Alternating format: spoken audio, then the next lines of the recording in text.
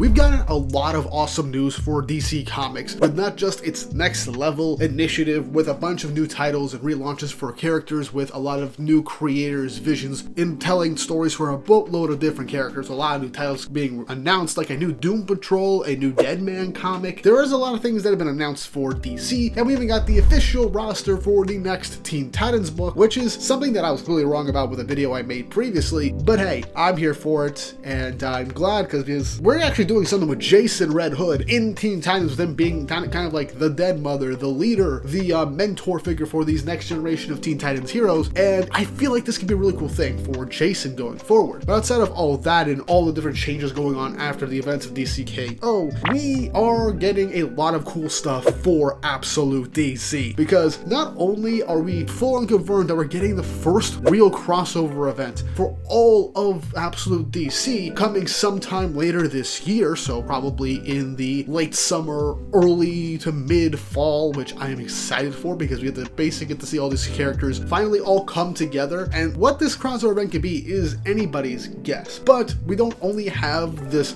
big crossover event being promised to us, because we got a bunch of new and potential Absolute titles coming out. Obviously, we're getting a seemingly limited run for Absolute Catwoman, and we might actually be getting some more Absolute characters coming in the future. We might be getting Absolute Aquaman coming in the future, and Absolute Robin is supposed to show up in issue 20 of Absolute Batman, so that is going to be interesting. We still have the current ongoing arc that just started with Absolute Wonder Woman taking on Absolute Zatanna and the Absolute Suicide Squad. At the point we're recording this video, Absolute Flash is finishing up its first fight with the Absolute Universe Flash. Absolute Superman just started his new arc going up against Absolute Hawkman, with issue 18 being teased to be the reveal of Absolute Black Adam, which would be really damn cool to see. But a lot of things are being set up, but also we also got the sad news that Absolute Martian Manhunter is ending after issue 12 due to DC offering the writer-artist duo a new book that they just could not turn down, so they had to basically make Absolute Martian Manhunter end sooner than they initially planned it to. But it's still going to seem very conclusive, but also have Absolute Martian Manhunter take place in different aspects of a DC universe for Absolute DC to have a wider role, which would be really cool. But the thing that got me really excited outside of all that is the fact that we got of our first look and plot summarization of Absolute Green Arrow's miniseries, which, if it does well and has like the hype around it, could go from a limited series of 6 issues only to a full-blown comic book series just like the rest of the Absolute titles, and it is insane. Yeah, with this long news intro out of the way, let's get into the main meat of what this video is about, and that's what could Absolute Green Arrow actually be about. But before we get into this, don't forget once more to like, subscribe, and hit the notification bell for updates for future videos, and hype up the video to boost this in the algorithm for more comic fans like yourselves. It really helps, and it shows you guys enjoy what I make here, and shows you want to see more.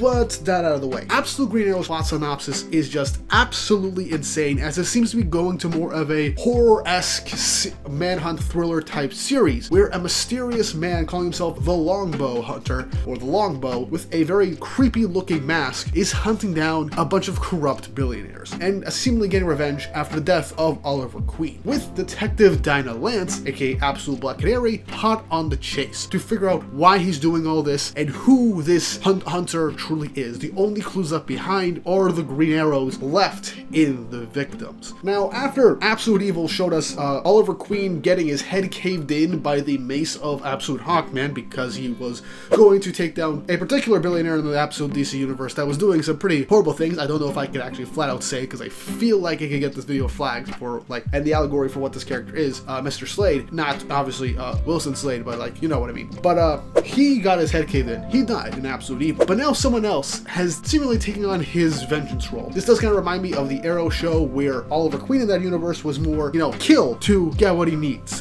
He took on the more dark Avenger type trope of killing those that failed his city. And that seems to be what we're going for in Absolute Green Arrow. Now, who this Green Arrow could be is anybody's guess. Some people suspected it was potentially Roy Harper, since Ollie talked to Roy first before he got killed, saying he was going to go after Slade so that he could end up stopping him, because someone had to do something and it felt like fate that he had to be the person to do something. So one could think, oh, this is Roy Harper donning the Green Arrow costume in a much more vengeful way to take on the people that killed Oliver. And this sets up this whole cat and mouse game, as he's trying to not only take out all these corrupt billionaires, but potentially find the person that killed Ollie, while Dinah is trying to figure out who he is while trying him through each and every victim and crime scene. Now, speaking on on this new Green Arrow, let me just quickly gush over this really cool, badass design. Because not only do we have the classical, green hood and everything in the Green Arrow, but we have a type of mask on him that's a bit more,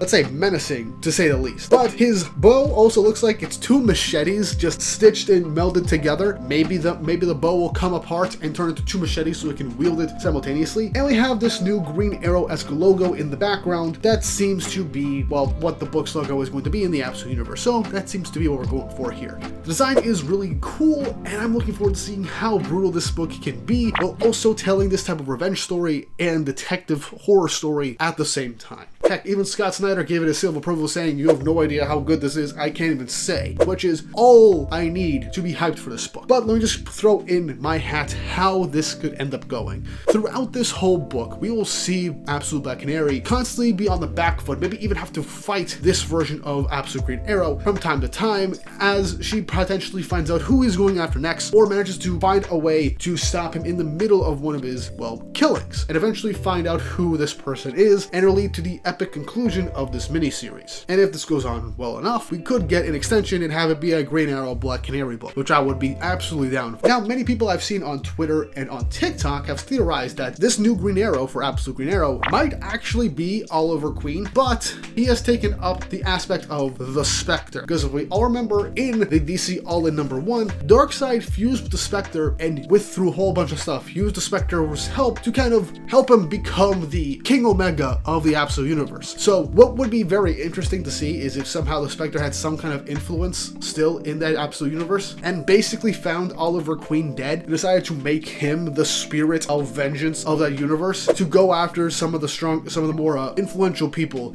that bring about pure evil in the Absolute Universe as the Longbow Hunter. Well, it doesn't have the full extent of what the Spectre can do. He kind of only brought Oliver back as a literal vengeful spirit in this instance, and he won't have the full powers of the Spectre, the literal embodiment of God's vengeance. But it would be an interesting thing to bring back Oliver Queen in a way that makes sense for how he can be brought back, while also tying it into the Spectre just trying to get back at Darkseid in some way, shape, or form, and to have Oliver Queen join up with the rest of the cast in the Absolute Universe and potentially help them in the future. And since Dinah Lance is in the book, it only makes sense for the Green Arrow to be Oliver Queen because they have a connection in the mainline universe, and based on how the other Absolute characters have been interacting with who they would end up being with, their future love interests and best friends and friends group for the most part, it would only make sense for Dinah to be with Oliver Queen in this universe as well, starting off as enemies and then joining together to be reluctant allies for all we know. Similar to how Lois was again with Superman and Absolute Superman for a couple of issues till they finally joined together to take on Ra's al Ghul and Lazarus Core in the Absolute Superman run, which I need to make a video on Absolute Superman at some point. I need to talk about this. But either way, Absolute Green Arrow has so much potential to be a really, really good book, and I am going to buy every single issue. Whether or not I'll cover every single issue, I have no clue, or if it'll just talk about it once it's fully out. Either way, it's going to be a really fun 6 months, and what would make it even better is that it helps tie in and lead up to the crossover event for the rest of the Absolute Universe, because